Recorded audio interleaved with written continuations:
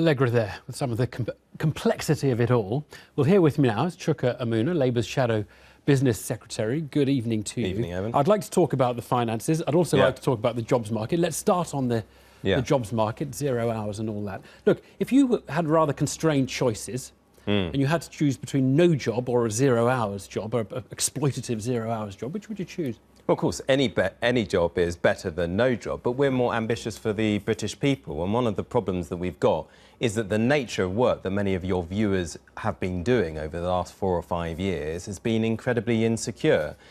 0 hours contracts have become quite emblematic of that. And just to put it in context, when you're on a 0 hours contract, you don't know when the next shift is going to come and therefore whether you're going to be able to put food on the plate for your family. And just think about the complications that creates in terms of being able to get a mortgage. Now, there are many employers who could put people on 0 hours contracts but choose not to, as does a good example Brompton Bicycles. I often see people coming in and out of the BBC with their bicycles, choose not to have those kind of contracts because they think that is the wrong way to treat their employees, their workers. Now, what we're going to do in the first Queen's speech is act to outlaw the forms of these contracts that are being used to exploit people. That's where somebody does regular hours, but are always on a 0 hours contract. You're just going to say, look, if you do all those regular hours, you're on a proper regular hours contract. Yes, if you've been on that for more than 12 weeks. But don't forget, I mean, sometimes people turn up to do a shift and then it's cancelled at short notice. Of course, it's not all bad. It's not all bad. I mean, and sometimes you do know when your shift is. Sometimes it's not It's exploitative forms that we want to get rid of. And let's just be clear. I mean, as ever, I mean, the package was quite interesting, actually. This election is about choices. And no other party is proposing to do what we're doing in terms of clamping down on these exploitative 0 hours contracts. The Conservatives might say no other party, or not your party, can credibly pledge to create 2 million jobs over a five-year period. You've got to hand it to them. Something went right in the labour market in terms of quantity over this last 5 years, didn't it, or not? Am I wrong? Well, what I would say is that actually, in spite of the very choppy waters that we have faced, Conservative economic policies leading to a reduction in demand, our British businesses, who are just fantastically diverse, innovative and determined, they are the ones who've been powering the recovery that we've seen. So they are the ones I would credit with this. And I have to say... Because the public sector shrank and the private sector the private sector did step in and do its bit. So ultimately, it's our great British businesses, our entrepreneurs, our wealth creators, the buccaneers out there. But how do you explain it, though? Because you didn't think it was going to happen. At the beginning of the Parliament, there was tremendous scepticism about how many jobs would be created. Well, you didn't predict it, Well, the point was, of course, when the Parliament started, people often forget, employment was growing and recovery was beginning to bed in. But then, in anticipation of perhaps the most extreme and austere budget many people had seen in a generation, you saw the economy react against that demand drop. So what followed? Very little growth over the course of 4 or 5 years.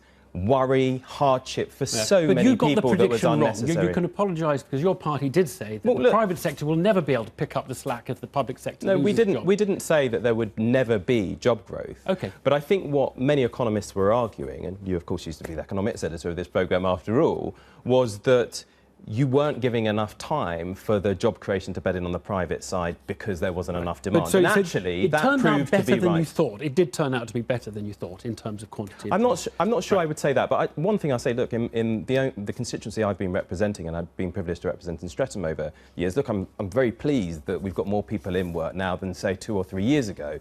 But it's the quality of that work that we now need to look to improve. And it breaks my heart when I have people coming to my surgeries just often sick with worry about what is going to happen. A couple of quick ones. No 0 hours contracts in the public sector if you win the election?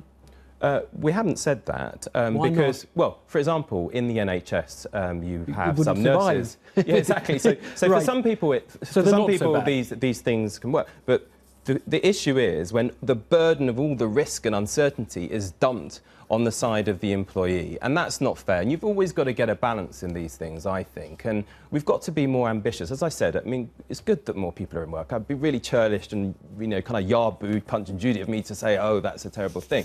But we've got to be more ambitious. We know this economy, Evan, is not working for enough people. On average, people are now earning £1,600 less than they were people in work than they were in 2010. Let's not get into the stats. We've had so many of these things bounced around. Well, the next time you pose a stat to me, I'll say we ignore it. But anyway, let's good talk point. about spending. Let's talk about spending and borrowing and the Labour plans. Yeah.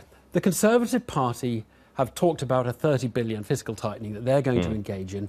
It's over a particular period, a particular way you've measured it, but they've given us broad aggregates as to how they'll get there. What is the equivalent Labour figure to that 30 billion?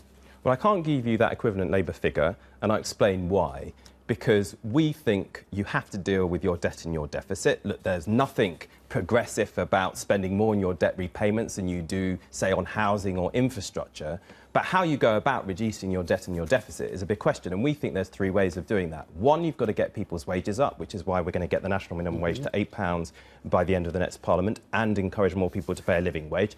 Two, of course, there will be spending reductions. That's an important There will be part. spending reductions. There will be spending reductions. Okay. And hang on, you'll probably come back to me on that. You've already And answered the question partly. Good. And of course, there's a third part of that, is that people have done very well and are making lots of money. Good luck to them. But I think it is fair to ask them to make a bit of a bigger contribution. Right. Hence our bankers' bonus tax, and also taking the top rate back up to 50p. When it comes to the spending cuts, to coin a question that has been used already, is it that you don't know what the cuts are going to be, or is it that you're not telling us what your plan is?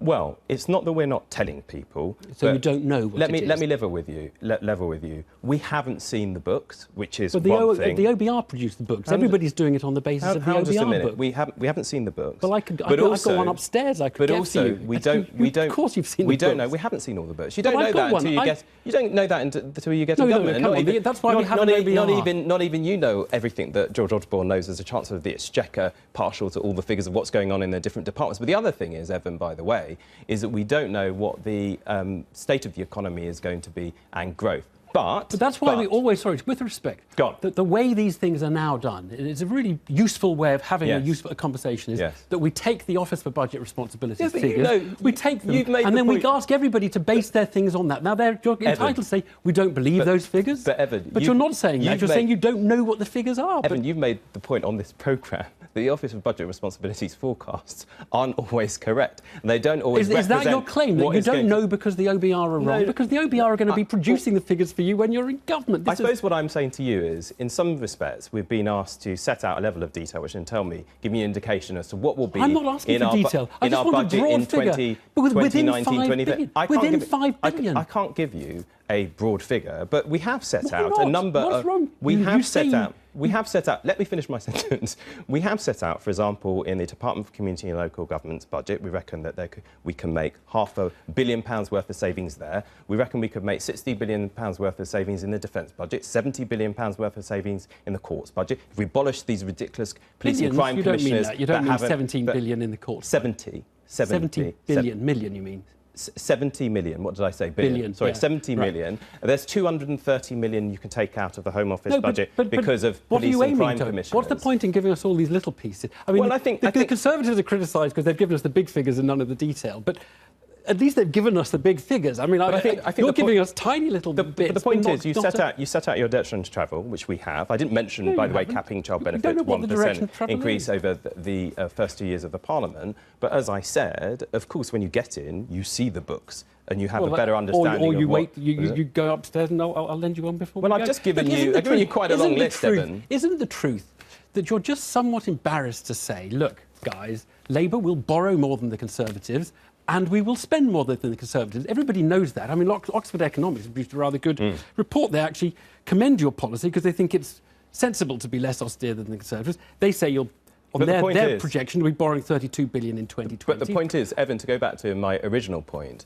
I think principally there is a difference in the sense that the Conservatives, no, there will be no, let me be clear about this, there will be no commitments in our manifesto when we publish it in full, the whole one, that entail additional borrowing. But the point that I made to you to start off with, look, I'm not going to deny that we have a different position to the Conservatives. But the Conservatives, one that means borrowing more. This is the point, doesn't it? No, listen, let me finish my sentence as I keep saying. And then say whether it involves... But the point is, principally, the Conservatives see reducing the deficit as coming from public spending cuts. But what I'm saying to you is that from our point of view, you do that three ways. Okay. You get the rich to make a bit more of a bigger contribution. You get wages up. You get wages up. And then, of course, there are spending cuts too. We'd all love wages to be up to.